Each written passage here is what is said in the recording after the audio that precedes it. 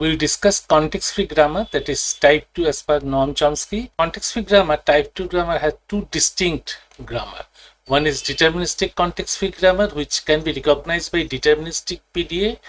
That is very much realizable our computer machine, computer hardware, automata. Another is non-deterministic context-free grammar by non-deterministic PDA. Best example of non-deterministic context-free grammar is our palindrome, odd palindrome and even palindrome both.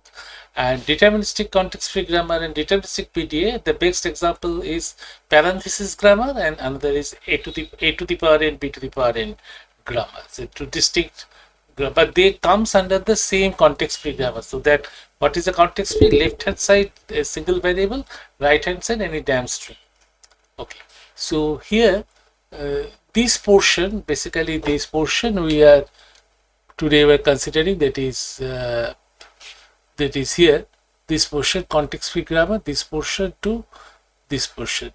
This is our parenthesis grammar. This is the parenthesis grammar, and this is the palindrome grammar. This I maintain every time with the class. That is the palindrome grammar is the best example of non-deterministic, and same is parenthesis and a to the power n grammar. And WW grammar is context-sensitive grammar, which can be recognized by our Turing machine, bounded Turing machine, both side bounded, the linear bounded automata.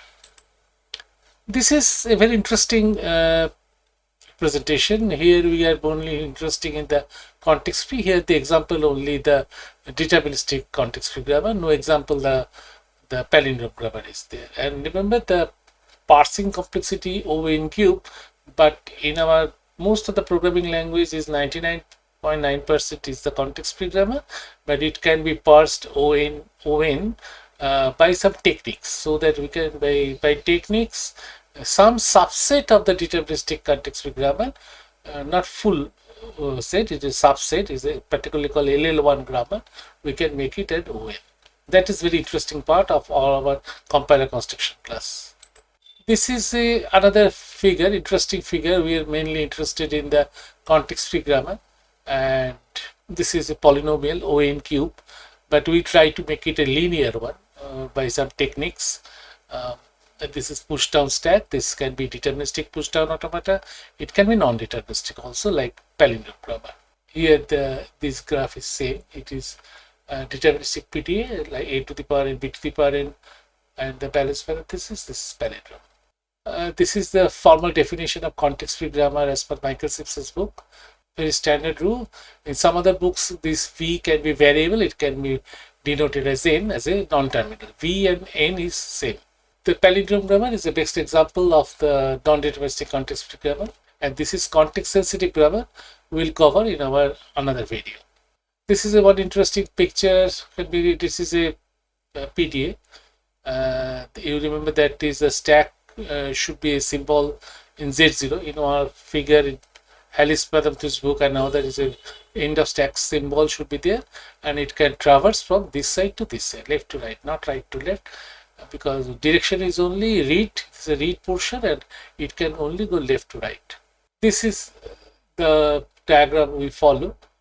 This is Helen Padamtu, and this is the push-down automata. This is formal definition as per Harris, Lewis, and Padamtu. This Michael Simpson's book was the same. These are interesting. This is the mentioned the Z0 is the end of stack symbol, and this is the transition diagram. This is the Q0 the initial state, and 0 is the input value and top of the stack value. This context-free grammar. Remember, every context-free grammar after parsing it, the parsing tree look like this. It should be distinct one for an unambiguous grammar. There should not be two different parsing tree. And this grammar definitely is deterministic context-free. Even if this symbol is not there, also it will be deterministic context-free grammar. It is there. That is a very certain case.